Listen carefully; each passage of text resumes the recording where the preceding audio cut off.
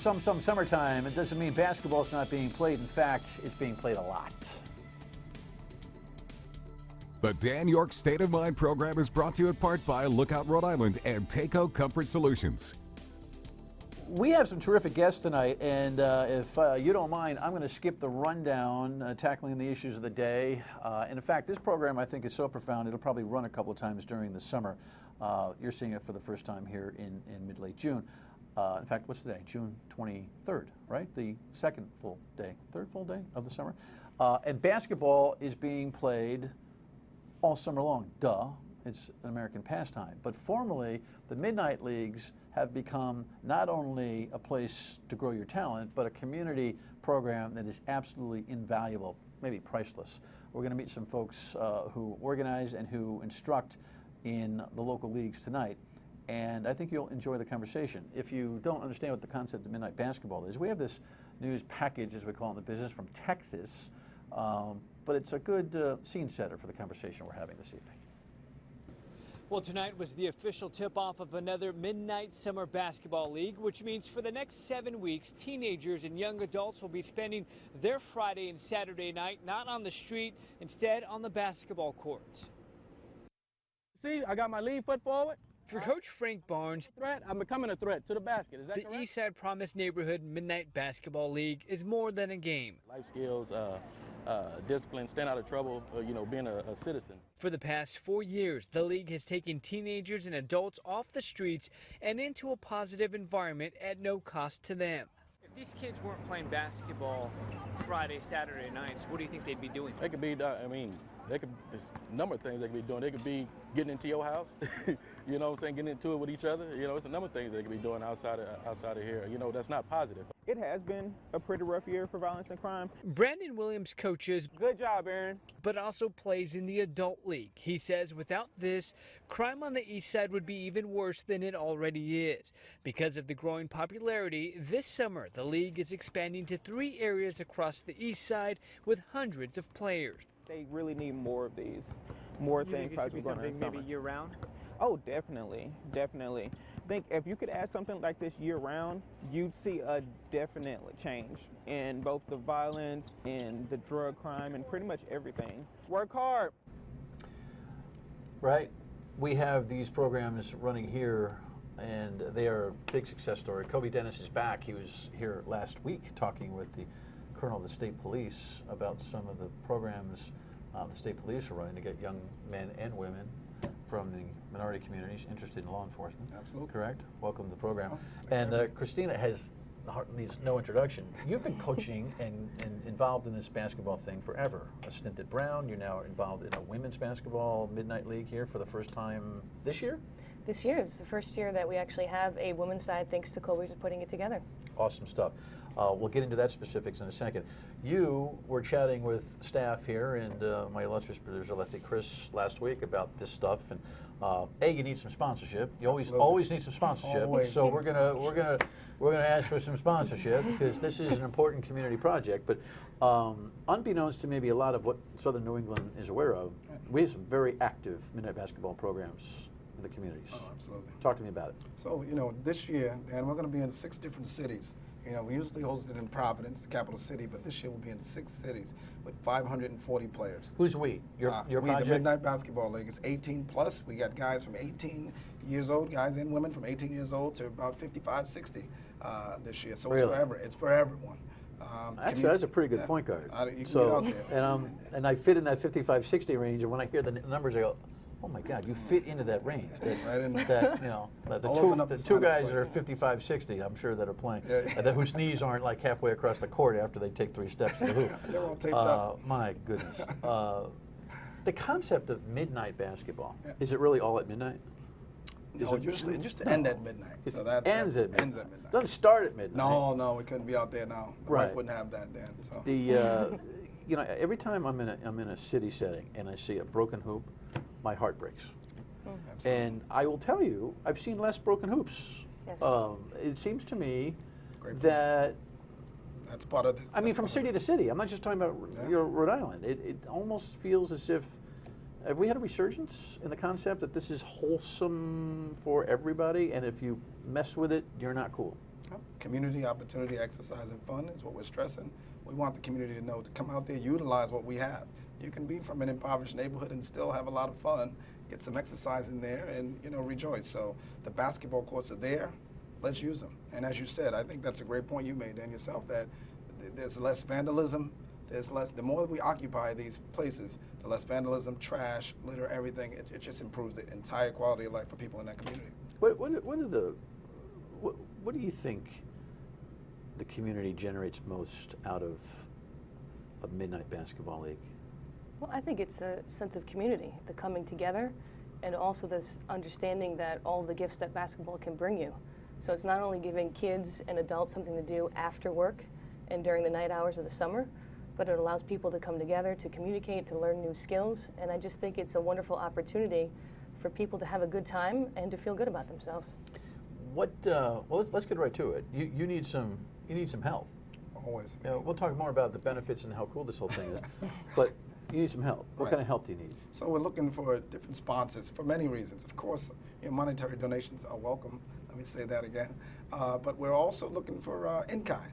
So we have, sponsors like Benny's and Walgreens and different places that will give the first aid kits. Or Benny's will supply the basketballs and the whistles and so on and so forth. So we're always asking for monetary. We just want the community to galvanize, get together for this one cause every summer. And again, remind me about what the structure of this whole thing is now. How many participants, ages? Well, and I'm guessing there's some pretty competitive basketball being played here. Like championships need to be won. It's from guys off the couch to guys from overseas. Ex-NBA, ex-college players. We're still waiting on approval from the NCAA because we got guys that go to Brown and PC, that want to play as well in the summer to stay occupied. But we have to get approval for that. That still hasn't come in. We're waiting.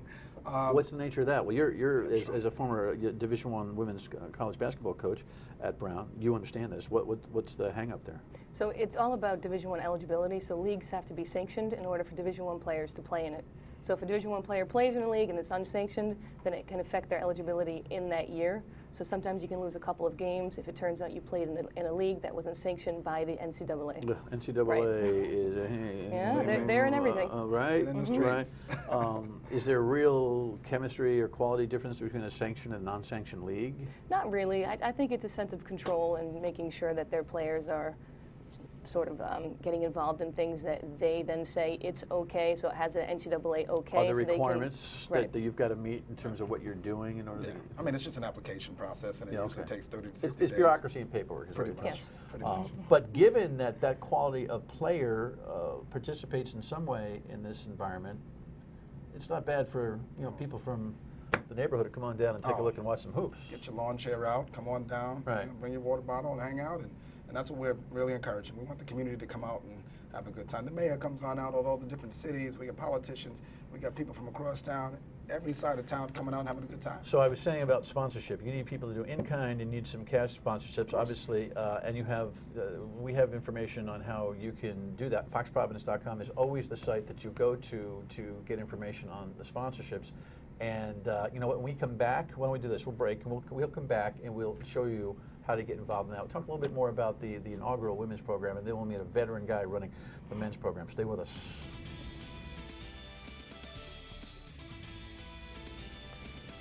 And obviously, you know what a midnight basketball program looks like, but I will tell you, I'll watch a game of Tiddlywinks. So it reminds me that this is a great thing on a summer night if you're kind of walking around with nothing to do. Come on down and watch the kids play, and not just the kids, because these city programs have multiple levels. So to make sure I understand, Kobi, you've got the Providence League team that will have, the league that will have multiple teams in it. How many teams in the Providence League? There's 18. And then we're going to talk to Larry from Pawtucket in a second. He's got a whole group there too.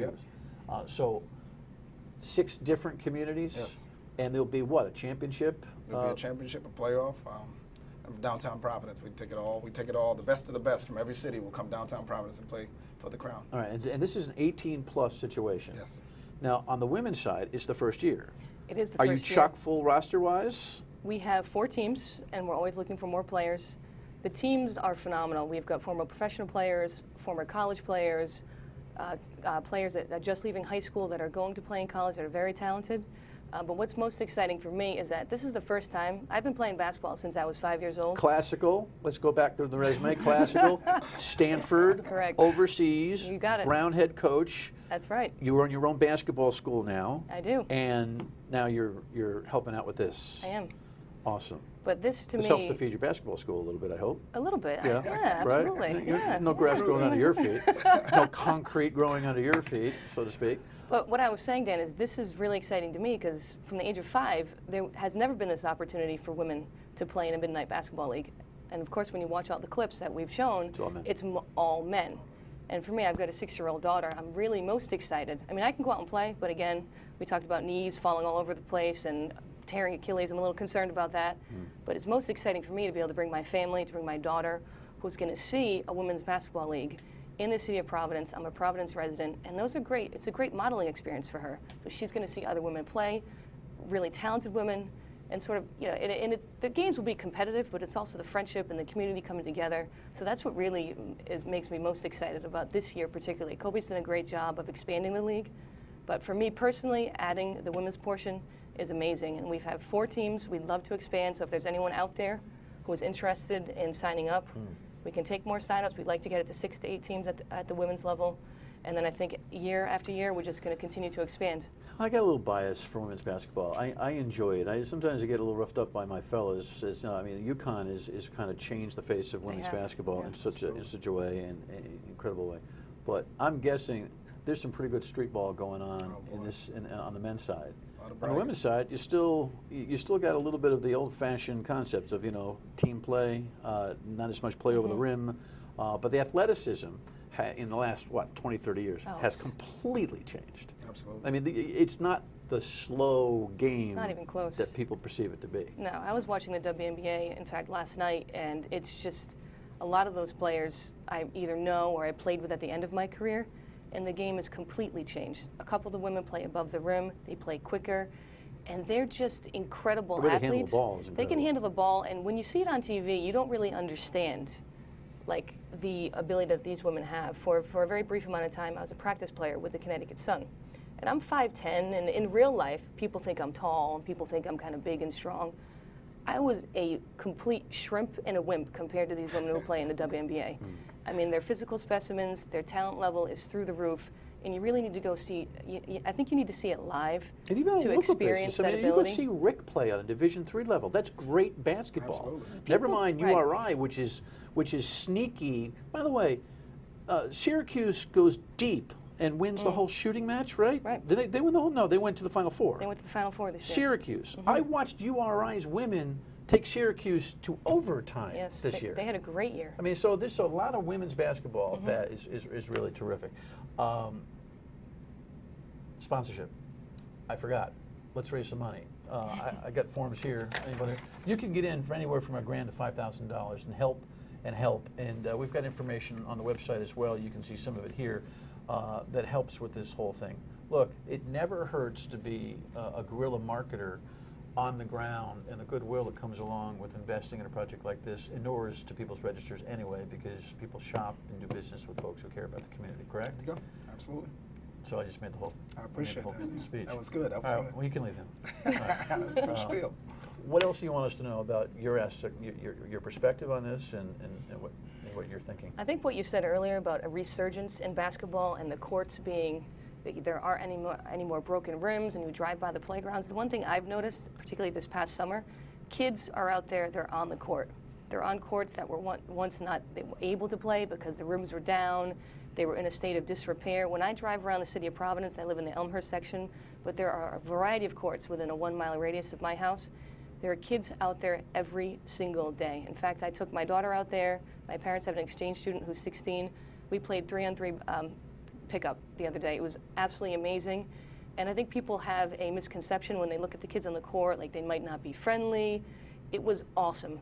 3 women on the court playing against 3 kids, 3 boys. We had a wonderful time. So I think there is a resurgence in basketball. I think kids are going outside, whatever messages they're hearing in school, they're out there, they're playing. The games are organized, and it's just a wonderful situation for the communities. All right, you're a good marketer of the idea. They need some women players if you want to get involved. When we come back, we'll talk about this from a veteran perspective. Guys been at it for a while. Stay with us.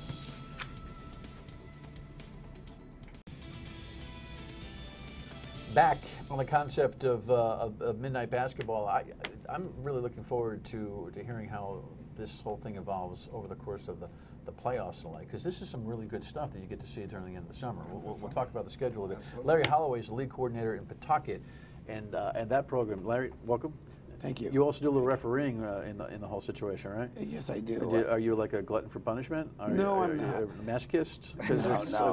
No. As a former official, umpire, and did a little basketball officiating, it is a thankless job. It is. Yes. It is.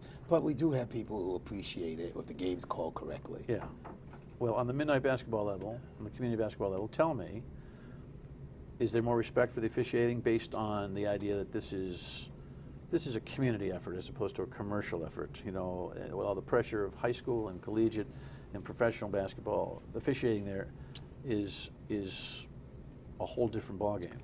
Yes, it is. It is a whole different ballgame. But I think when you set the tone, I think that's what's important. And I also think it's how you officiate. We treat these men like men, and we give them respect, and they give it back. And I've been around for a long time, so most of the young men that know me in the community grew up in Rhode Island all my life, and I've been doing this for over 35 years. So when you call a foul, they say, "Come on, Mr. Holloway," or "Come on, Larry." Which one is it? They will say, "Come on, Mr. Holloway. Come on, Coach," and I'll look at them, and they'll look at me, and they'll say, "Okay." Okay. Yeah, there's a look. There's a look. We give them that look. That was a good look. The official's got to have a good look. I give them that look like that. That's a good look. Because after that, this is coming, and that's right. not what you want, right? Tell me about your program and how long you've been involved in it. Well, the program I started in Pawtucket, I had been involved with it for about 7 years. Me and my wife, we realized we went around the city of Pawtucket, and there was courts not being used, and so we wanted to start a nonprofit basketball program, and we got a lot of kids involved. And a lot of kids use that as their vacation time. A lot of kids don't go on vacation. Right. And we wanted to use that not only just to do basketball from old school. I want to get them out of the house with the new technology, with the games and stuff. I want to get the kids out to the courts like we used to do. Go out to the courts and play all day and have fun and get to interact with other kids. And to me, that was big.